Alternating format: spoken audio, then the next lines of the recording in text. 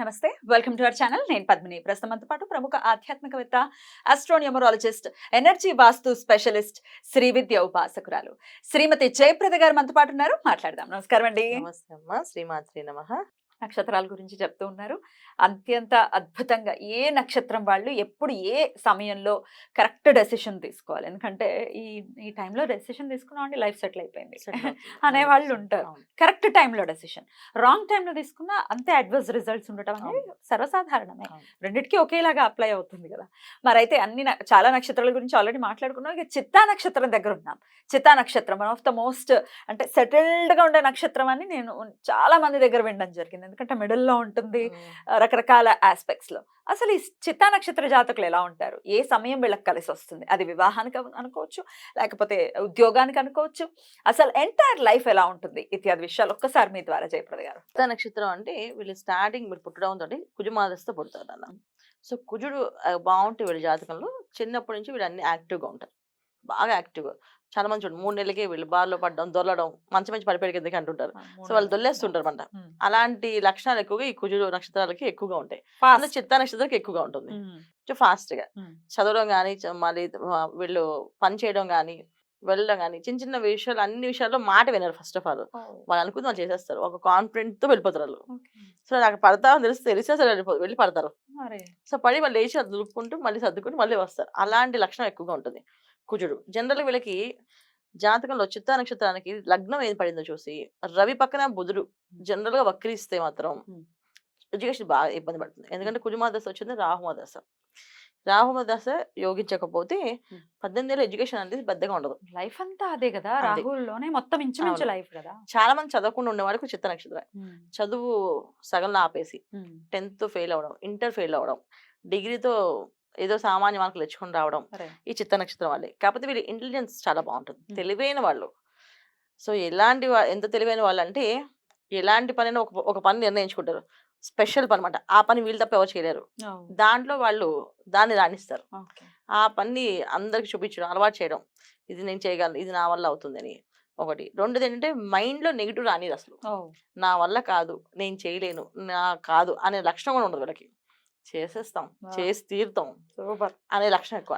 Education లేకపోయినా బ్రహ్మాండంగా రాణించేది చిత్త నక్షత్రం వాళ్ళే. చాలా మంది రాహు దశ యోగించదు. జనరల్ గా చాలా వరకు రాహు అనేది వీళ్ళకి ఇబ్బంది పెడతాడు. 18 years లైఫ్ స్పాయిల్ వీళ్ళకి. తర్వాత వచ్చేది గురు మహాదశ. సో గురువు యోగిస్తే ఇంకా అక్కడి నుంచి లైఫ్ టర్నింగ్ ఉంటుంది. కొంతమంది గురువుగానే యోగించకపోతే శని మహాదశ వరకు వెయిట్ చేస్తారు. అయినా వీళ్ళు ఏం పట్టించుకోరు, కష్టపడుతున్నారు. వాళ్ళ పని వాళ్ళదే. మనం చెప్పే ఇప్పుడు ఈ జాతకాల్లో ఈ వింశ దశలు మనం చెప్తే తల్లిదండ్రులు ఏదైనా పాటించారు కదా పిల్లల్ని చూసి. వాళ్ళెవరు విన్నా సరే పర్లేదు, ఎన్నాళ్ళు అయిపోయింది, ఇంకొక నాళ్ళు లాగేస్తుంది. అయినా ఇవన్నీ వింటే వీళ్ళు ఫస్ట్ ఆఫ్ ఆల్ ఏంటంటే నెగిటివ్ ని మైండ్ లో పెట్టుకోరు.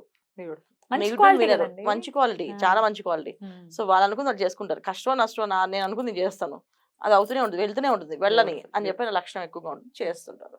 ఒకటి. రెండు, పొగడ్తలు బాగా పడతారు. పొగడాలైతే వీళ్ళని పొగడితే చాలు భజన బృందాన్ని ఇష్టపడతారు.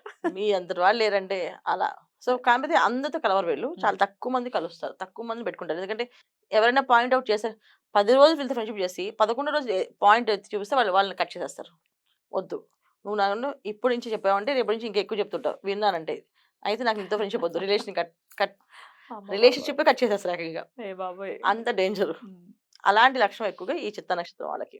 సో అందుకని వీళ్ళకి లైఫ్ లో సెటిల్మెంట్ అనేది ఎప్పుడు వస్తుంది, ఎప్పుడు చేసుకోవాలంటే భార్యతో కానీ భర్తతో కానీ ఉంటుంది. అమ్మాయిలకి పెద్ద ప్రాబ్లం ఉంటుంది అన్న నక్షత్రాలు ఎప్పుడు కూడా సిరీస్. ఎందుకంటే ఈ కాలం అమ్మాయిలందరికీ కలియుగ ప్రభావం ఏంటంటే ఆడపిల్లలకి అన్ని రంగాల్లో రాణించేస్తున్నారు.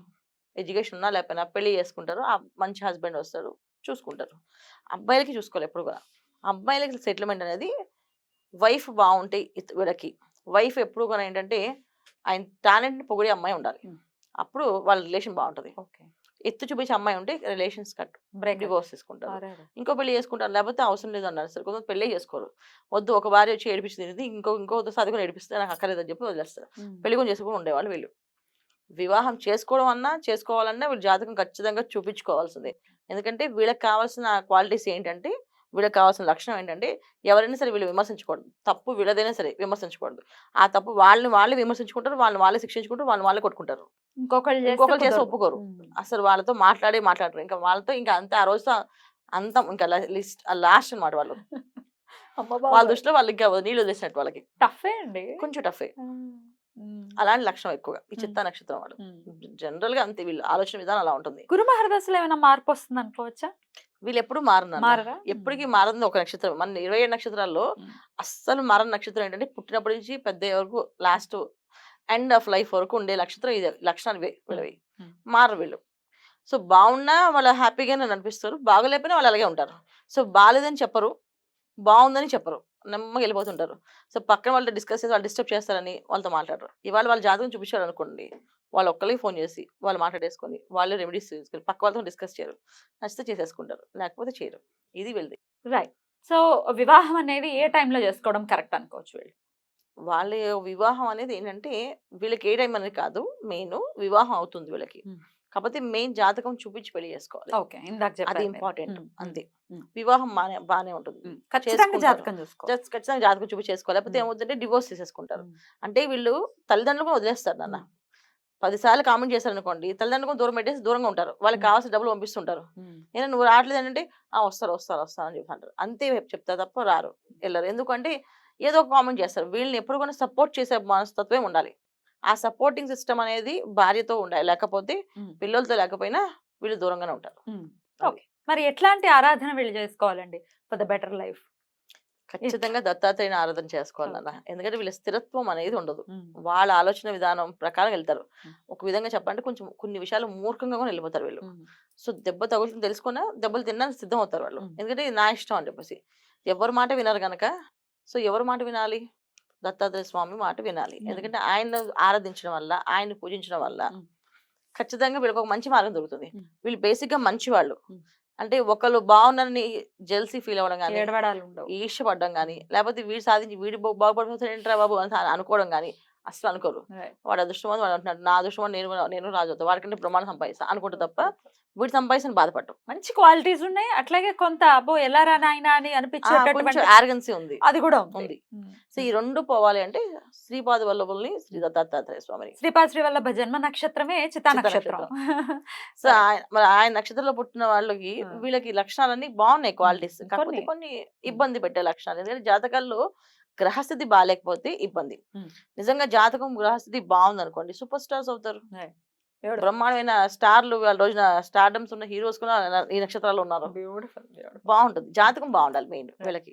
అద్భుతం అండి, చాలా చక్కగా వివరించారు. అయితే వివాహానికి సంబంధించి ఖచ్చితంగా జాతక పరిశీలన